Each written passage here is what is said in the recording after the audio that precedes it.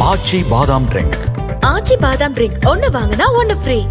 திருவள்ளூர் மாவட்டம் திருப்பாச்சூர் பகுதியில் மத்திய அரசை கண்டித்து திமுக சார்பில் நடைபெறும் பொதுக்கூட்டத்தில் முதலமைச்சர் ஸ்டாலின் உரையாற்றி வருகிறார். அந்த காட்சிகளை தற்போது பார்க்கலாம். 3 ஆண்டுல நம்ம மாநிலம் எந்த அளவிற்கு முன்னேறி இருக்கு, அதுக்கு முன்னாடி எப்படி இருந்துச்சுன்னு கொஞ்சம் சிந்திச்சு பாருங்க. முந்தைய ஆட்சியாளர்களால்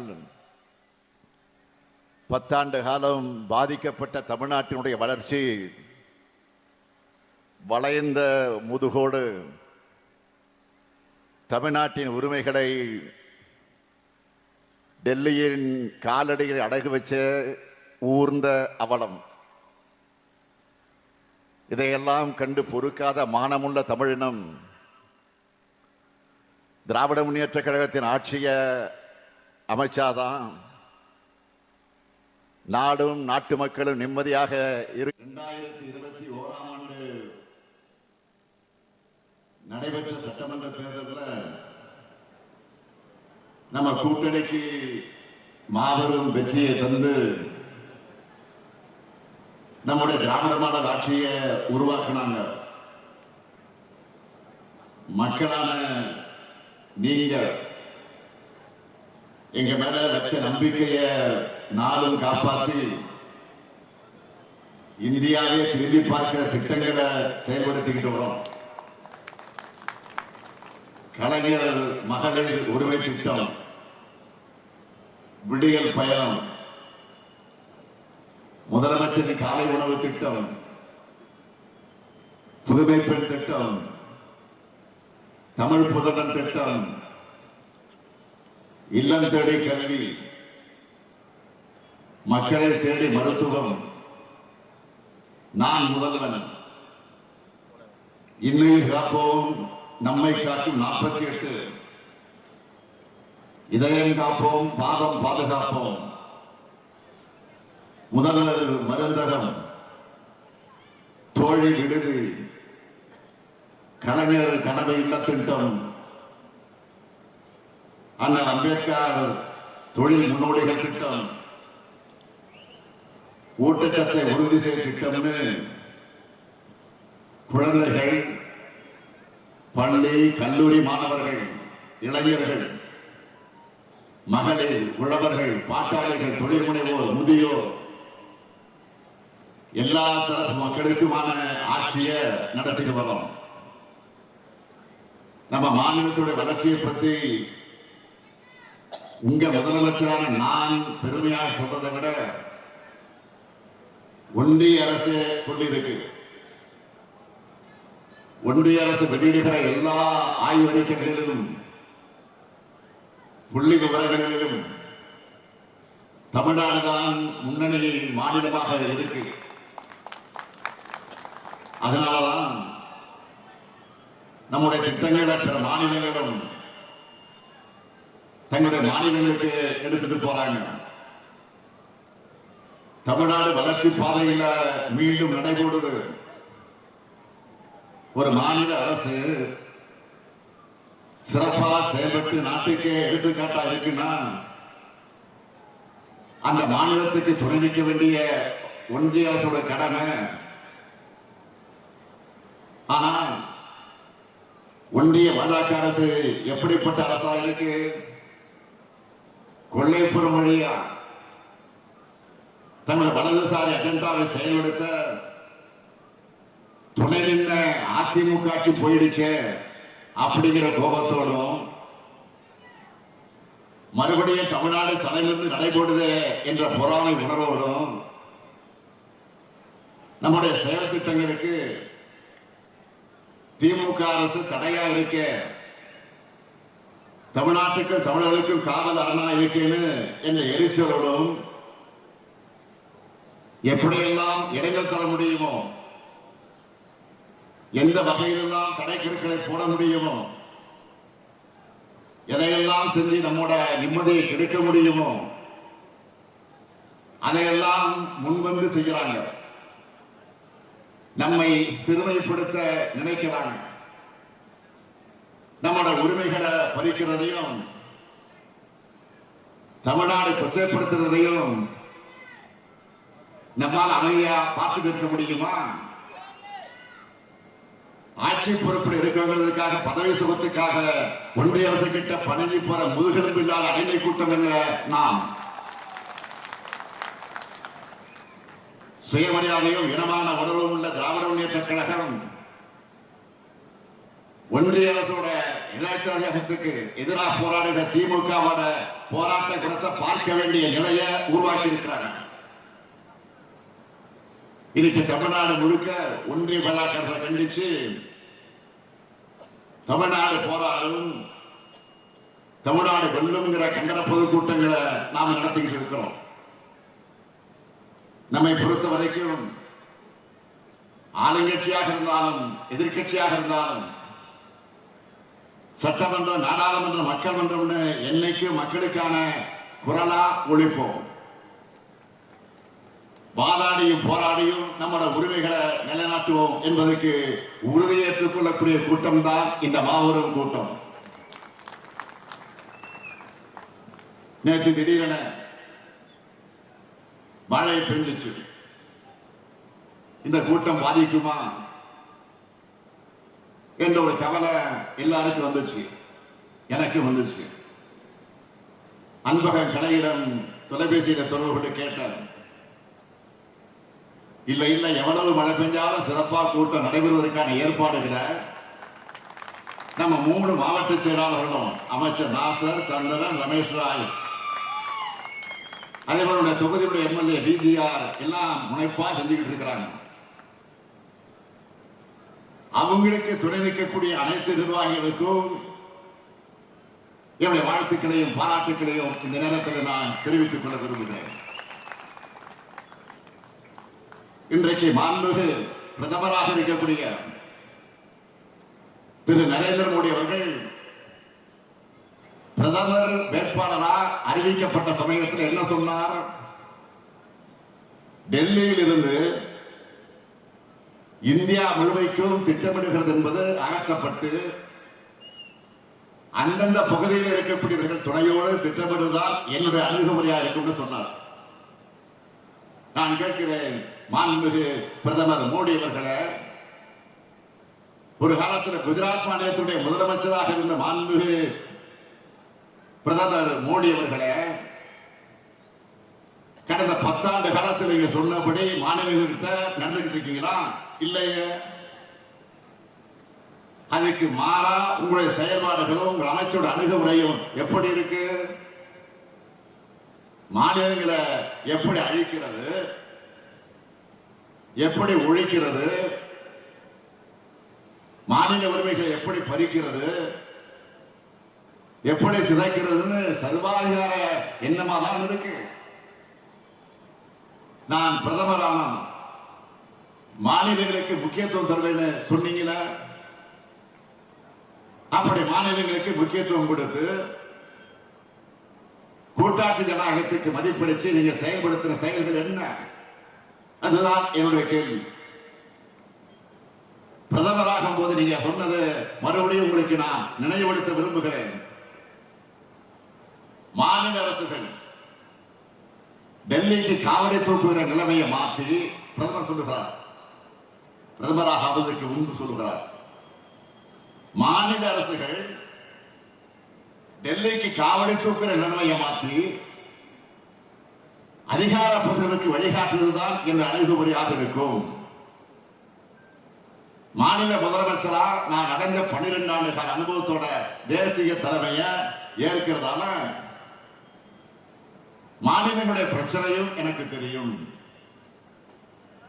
ஒன்றிய அரசோட முக்கியத்துவம் எனக்கு புரியும்னு சொன்னீங்களே, சொன்னபடி நடந்துக்கிட்டீங்களா? வரி விதிப்பதில் மாநிலங்களுக்கு உரிமை உண்டா? வரி பகுதியால் மாநிலங்களும் நியாயமாக நடந்து கொண்டீர்களா? திட்டங்கள் அறிவிக்கிறது, செயல்படுத்துவது, இதிலையாவது மாநிலங்களை பாரபட்சம் இல்லாமல் நடத்துறீங்களா? இல்லையே. கூட்டாட்சி தத்துவத்தை ஆதரிக்கிற நீங்க அப்படின்னு சொன்னீங்களா? அதுக்கு ஒரு சாட்சியத்தையாவது உங்களால் காட்ட முடியுமா? பிரச்சனை வரும்போது மாநில முதலமைச்சர்கள் அழைச்சு என்னைக்காவது நீங்க பேசியிருக்கீங்களா? ஆலோசனை நடத்தி இருக்கீங்களா? எதுவும் இல்லையே. அது மட்டுமல்ல, இன்னும் சொன்னீங்க, ஒன்றியத்தில் ஆட்சிக்கு வந்த பிறகு மாற்று கட்சிகள் ஆட்சி பொறுப்பில் இருக்கிற மாநில அரசுகளை பழி வாங்க மாட்டேன். எந்த வகையிலும் மாநில அரசுகள் பழிவாங்கப்படாதுன்னு உறுதியளிக்கிறேன். என்னதான் அரசியல் வேறுபாடுகள் இருந்தாலும் ஒன்றிய மாநில உறவு சீர்குலைய இடம் தர மாட்டேன்னு பிரதமர் மோடி அவர்கள் சொன்னார்கள். எதிர்கட்சிகள் ஆளக்கூடிய மாநிலங்களை பழிவாங்கிறது மட்டுமே, பழிவாங்கக்கூடிய அரசியலை மட்டுமே நடத்திட்டு இருக்கீங்க என்பதற்கு எத்தனை ஆதாரங்களை இப்ப என்னால சொல்ல முடியும். இப்போ கூட எங்களுடைய தமிழ்நாட்டு ஆசிரியர்கள் மற்றும் மாணவர்களுக்கான 2151 கோடி ரூபாய் நிதியை கொடுக்காம பழிவாங்குற அரசியலை தான் நடத்திட்டு இருக்கீங்க. மாண்புமிகு பிரதமர் மோடி அவர்களே, இன்னும் இருக்கு. கடந்த 6/12/2012 அன்று குஜராத் மாநிலத்துடைய முதலமைச்சராக இருந்தப்போ சொன்னது ஞாபகம் இருக்கா? குஜராத் மக்கள் 60,000 கோடியை டெல்லிக்கு அனுப்புறாங்க. ஆனா அங்கிருந்து திரும்ப வர்றது மிக குறைவு, மிக மிக குறைவு. குஜராத் என்ன பிச்சைக்காரர்கள் மாநிலம் கேட்டீங்களா? நினைச்சீங்களா? அதை கேட்டாரா? அதே கேள்வி நான் திருப்பி கேட்கிறேன். தமிழ்நாடு என்ன பிச்சைக்கார மாநிலமா? நாங்க உழைச்சி வரியை செலுத்தின படத்துல எங்களுக்கான நிதியை கொடுக்கிறது உங்களுக்கு என்ன பிரச்சனை? 43 லட்சம் பள்ளிக்கூடங்கள் நலனுக்காக நிதியை விடுவிக்காம மிரட்டுறது நியாயமா? தேசிய கல்விக் கொள்கையை ஏத்துக்கலன்னு தமிழ்நாட்டுக்கு தர வேண்டிய நிதியை தர மறுக்கிறாங்க. உண்மையிலே மக்களுக்கான மாணவர்களுக்கான திட்டமாக இருந்தா நாம அதை ஏன் எதிர்க்க போகிறோம்? எல்லாரையும் கல்விக்குள் அழைச்சிக்கிட்டு வர திட்டமா இருந்தா அதை வரவேற்போமே, வரவேற்று மகிழ்ந்திருப்போமே, மகிழ்ச்சியோடு அதை நிறைவேற்றிருப்போமே. ஆனா தேசிய கல்விக் கொள்கை அப்படிப்பட்டதான். கல்வியில இருந்து மக்களை நீக்கம் செய்வதற்கான அத்தனை செயல் திட்டங்களையும் கொண்டதாகத்தான் இந்த கல்விக் கொள்கை இருக்கு.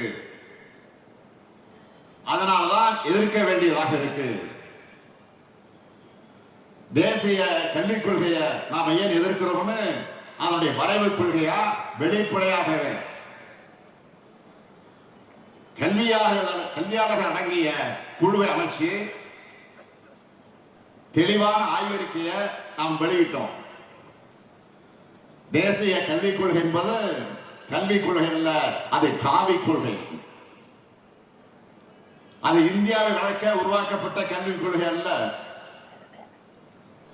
இந்தியை வளர்க்க கொண்டு வரப்பட்ட காவிக் கொள்கை. இந்த கல்விக் கொள்கை தமிழ்நாட்டோட கல்வி வளர்ச்சியை மொத்தமா அழிச்சு ஒழிச்சுடும் தான் நாம எதிர்க்கிறோம். சமூக நிதி எனப்படும் இடஒதுக்கீட்ட தேசிய கல்விக் கொள்கை ஏற்கல. பட்டியலின, பழங்குடியின, இதர பிற்படுத்தப்பட்ட மக்களுக்கு தரக்கூடிய உதவித்தொகையை இந்த கொள்கை மறுக்குது. 3, 5 ஆகிய வகுப்புகளை பொது தேர்வு வச்சு வடிகட்ட பார்க்கிறாங்க. 9ஆம் வகுப்பு முதல் 12ஆம் வகுப்பு வரை செமஸ்டர் தேர்வு முறையை கொண்டு வர போறாங்க. அதாவது ஆல் இந்தியா எக்ஸாம் நடத்துற மாதிரி. உங்க மகனோ மகளோ 12ஆம் வகுப்பு முடிச்சுட்டு விருமண கல்லூரியில போய் விருமண பாடத்துல உடனே சேர முடியாது. இப்போ மருத்துவக் கல்லூரியில் சேர நீட் தேர்வு வைக்கிற மாதிரி ஆர்ட்ஸ் காலேஜுக்கும் தேர்வு வச்சுதான் எடுப்பாங்க. அந்த தேர்வையும் கல்லூரி நடத்தாது, தேசிய அளவில் தேர்வு ஏஜென்சி தான் நடத்தும். 10ஆம் வகுப்பு முதல் பட்டப்படிப்பு வரை படிப்பை தொடர விரும்பாத மாணவர்கள் அவங்களாவே வெளியேறலாம். இப்படி சொல்றத போன் கேட்டதுக்கு சமம். 6ஆம் வகுப்பு முதல் தொழிற்கல்வி என்ற பெயரால குலக்கல்வி திட்டத்தை அறிமுகப்படுத்த போறாங்க. குலத்தொழில ஜாதி தொழில தொடராம படிச்சு முன்னேற நினைக்கிறவங்களை மீண்டும் அதை நோக்கி தள்ள பார்க்கிறாங்க. இதையெல்லாம் பார்த்துத்தான் தேசிய கொள்கையை ஏற்றுக்க மாட்டோம்னு ஆணித்தரமாக சொல்றோம். ஆனா இதையெல்லாம் ஏத்துக்கிட்டாதான் தர்மேந்திர பிரதான் சொல்லுகிறாரு, இதை ஏத்துக்கிட்டு ஆகணும் என்று சொல்லுகிறார். இல்லைன்னா பணம் கிடையாது இருக்கிறார். 2000 கோடி கிடையாது சொல்லுகிறார். உடனே நான் சொன்னேன், 2000 கோடி நான் 10,000 கோடி தந்தாலும் ஏத்துக்க மாட்டோம் என்று ஸ்ட்ராங்கா நான் சொல்லிட்டேன்.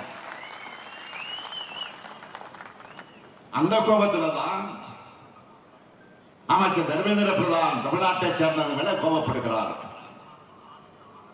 நமக்கு ஜனநாயகத்தன்மை இல்லையாம், நாகரிகம் இல்லையாம். கல் தோன்றி மண் தோன்றா காலத்தை முன்தோன்றி ஏனோ நம்முடைய தமிழ்னம். உலகத்துக்கு யாதும் ஊரே யாவரும் கேளீர் என்ற பண்பாட்டை உருவாக்கி கொடுத்துச்சு. அத்தகைய தமிழர்களுக்கு ஜனநாயகம் தெரியாதா, நாகரிகம் தெரியாதா? வந்தாரை வாழ வைக்கும் தமிழ்நாடு இது. பிறப்புக்கும் எல்லா உயிருக்கும் அறம் பேசுற தமிழகத்துக்கு ஜனநாயகத்தை பத்தி வகுப்பு எடுக்காதீங்க. நீங்க என்ன ஹெட்மாஸ்டர் மாதிரி, நாங்க என்ன ஸ்டூடெண்ட் மாதிரி எங்க வகுப்பு வந்திருக்கீங்களா? விடமாட்டோம். தமிழ்நாடு விடாம போராடுறத நீங்க தாங்கிக்க முடியாம தமிழ்நாட்டை சேர்ந்தவங்க நாகரிகமற்றவர்கள் சொல்றார் ஒன்றிய அமைச்சர் தர்மேந்திர பிரதான் அவர்கள். தமிழ்நாட்டை கொச்சைப்படுத்துவதுதான் உங்களுடைய வழக்கம். ஏற்கனவே பார்த்தோமே, ஒடிசா மாநிலத்தில் தேர்தல் நடந்தப்போ மரியாதைக்குரிய நவீன் பட்நாயக் அவர்களின் செயலாளரா நம்முடைய தமிழ்நாட்டை சார்ந்த ஒருவர் இருந்தார். தமிழ்நாட்டை சார்ந்த ஒரு இருந்தார் என்பதற்காக பிரதமர் மோடி, உள்துறை அமைச்சரும் தமிழ்நாட்டை எப்படியெல்லாம் கொச்சைப்படுத்துறாங்க. ஜெகநாதர் கோயில் கருவூல சாவிய தமிழ்நாட்டுக்கு திருடிட்டு போயிட்டாங்க. நாங்க ஆட்சிக்கு வந்ததும் அந்த கருவூல சாவி தொடர்பான விசாரணை அறிக்கையை பொதுவில் வெளியிடுவோம் அப்படின்னு பேசுனாங்களா இல்லையா? ஜெகநாதர் கோயில் கருவூல சாவிக்கு தமிழ்நாட்டுக்கு என்ன சம்பந்தம்? பிரதமர் உள்துறை அமைச்சர் செஞ்சது எவ்வளவு பெரிய அவதூறு. அங்க ஆட்சி மாற்றம் நடந்து பாஜக ஆட்சிக்கு வந்து 5 மாசம் ஆச்சு. கருவூலச்சாவை இங்கேன்னு ஒடிசா மாநிலத்தினுடைய எம்பி ஒருவர் நாடாளுமன்றத்தில் பேசி இருக்கிறார். தமிழர்களை திருடர்கள் சொன்னதை உடனே வாபஸ் பெறுங்கன்னு அந்த எம்பி சொல்லி இருக்கிறார். இதை கேட்டு அவையில் வாய்மூடி மௌனம் சாதிச்சிருக்கிறாங்க. இதுதான் அநாகரிகம். அநாகரிகம் பற்றி பேசுகிற தர்மேந்திர பிரதான் அவர்களே, எது நாகரிகம்னு உங்களால் சொல்ல முடியுமா? எந்த மாநிலத்திலிருந்து வரியை வசூல் பண்ணிக்கிட்டு எங்களையே பச்சனை போடுறதுதான் நாகரிகமா? தமிழ் பிடிக்கும், தமிழ் பேச முடியலன்னு சொல்லிக்கிட்ட தமிழுக்கு நிதி ஒதுக்காம சமஸ்கிருதத்துக்கு நிதி ஒதுக்குறது தான் நாகரிகமா? தாய்மொழிய வலியுறுத்துறோம்னு சொல்லிக்கிட்டு அதை செய்யாம சமஸ்கிருதத்தை இந்தியையும் திணிக்கிறது தான் நாகரிகமா? குஜராத்தில் இயற்கை பேரிட வந்தா அன்று மாலை 10,000 கோடி ரூபாய் ஒதுக்கிறதும், தமிழ்நாட்டில் பேரிடர் நடந்து 2 ஆண்டுகள் ஆன பிறகும் நாங்கள் கேட்டதுல 1 விழுக்காடு நிதி கூட ஒதுக்காம இருக்கிறதா நாகரிகமா? ஒரே ஒரு எய்ம்ஸ் மருத்துவமனையை மட்டும் அறிவிச்சுட்டு 7 வருஷமா அதை கட்டாம ஏமாத்துறது தான் நாகரிகமா? நாகரிகத்தை பத்தி யாரு பேசுறது? அநாகரிகத்தின் அடையாளமே நீங்க தான். அநாகரிகத்தை அராஜகமாக பயன்படுத்துறது நீங்க தான். இந்தி ஏத்துக்கலன்னா நிதி தரமாட்டேன்னு சொல்றதை விட அராஜகம் இருக்க முடியுமா? தமிழ்நாட்டை சேர்ந்தவங்களை அராஜகவாதிகள் சொன்ன தர்மேந்திர பிரதான் 1/2 மணி நேரத்தில் மன்னிப்புக்கு வச்சுட்டாங்க நம்ம தமிழ்நாட்டு எம்பிக்கள்.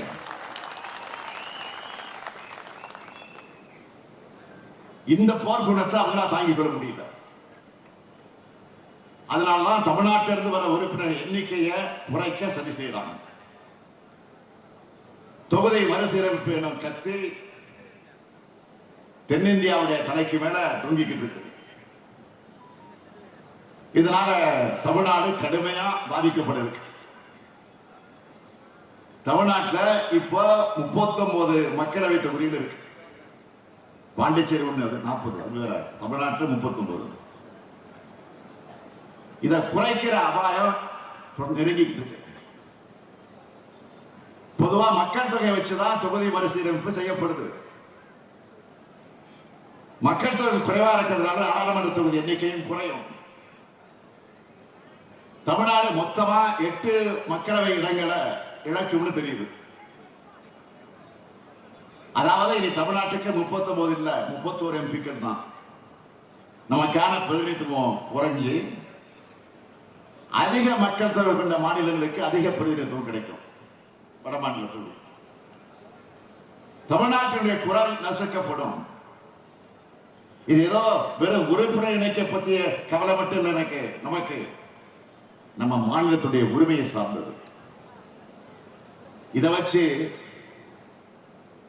அனைத்து கட்சி கூட்டத்தை நாம் கூட்டணும். பாஜக நீங்களாக, ஒரு உதிரி கட்சிகள் நீங்களாக, மற்ற கட்சிகள் எல்லாம் வருகை தந்து நம்முடைய கருத்துக்களுக்கு வலு சேர்த்தாங்க. இது தமிழ்நாட்டுடைய பிரச்சனை மட்டுமல்ல, தென் மாநிலங்களின் பிரச்சனை என்ற காரணத்தால் இன்னும் சில மாநிலங்களும் இதனால் பாதிக்கப்படும். ஆகவே எல்லோரையும் ஒன்று சேர்க்கிற முயற்சிகளை இறங்கி இருக்கிறோம். தென் மாநிலங்களை எதிர்பார்த்த வெற்றியை பெற முடியாத பாஜக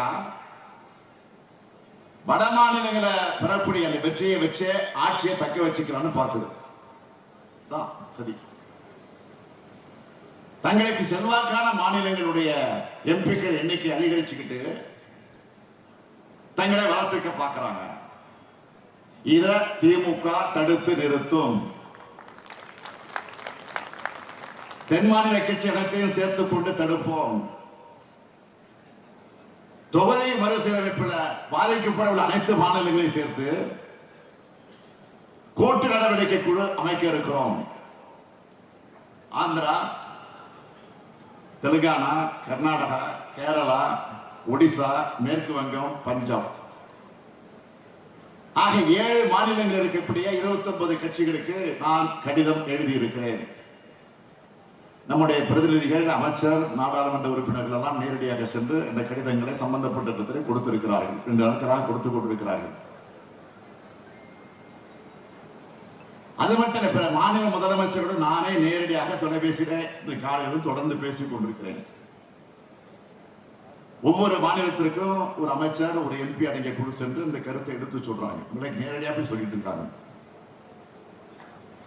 இதனுடைய தொடர்ச்சியா சென்னையில் பல்வேறு மாநில கட்சிகள் கலந்து கொள்ளக்கூடிய கூட்டத்தை மார்ச் 22ஆம் தேதி நடத்த இருக்கிறோம்.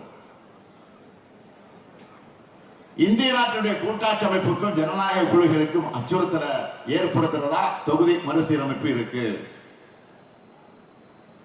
39 எம்பிக்கள் இருக்கிற கொள்ளையை ஒன்றிய அரசு ஏற்க மறுக்கிற நிலையில இந்த எண்ணிக்கை இன்னும் குறைஞ்சாலோ குறைக்கப்பட்டாலோ அது தமிழ்நாட்டுக்கு இழைக்கப்படுகிற அழிக்க முடியாத அநீதியாகிவிடும். பல்வேறு மாநில கட்சிகளும் இணைந்து எடுக்கிற முடிவின்படி அடுத்த கட்ட நடவடிக்கைகளை நாம் எடுப்போம். நிதி தரமாட்டோம், அதிகாரத்தை பறிப்போம். இதை கேள்வி கேட்டா தொகுதி எண்ணிக்கை குறைப்போம் என்ற அளவுக்கு எதேச்சதிகார ஆட்சியை நடத்திட்டு இருக்கக்கூடிய பாஜக, உறுதியோடு சொல்றேன், பாஜகவுடைய இந்த பாசிச நடவடிக்கைகளுக்கு நாம் எந்த காரணத்தை கொண்டும் உயிரே போனாலும் அடிபணிய மாட்டோம்.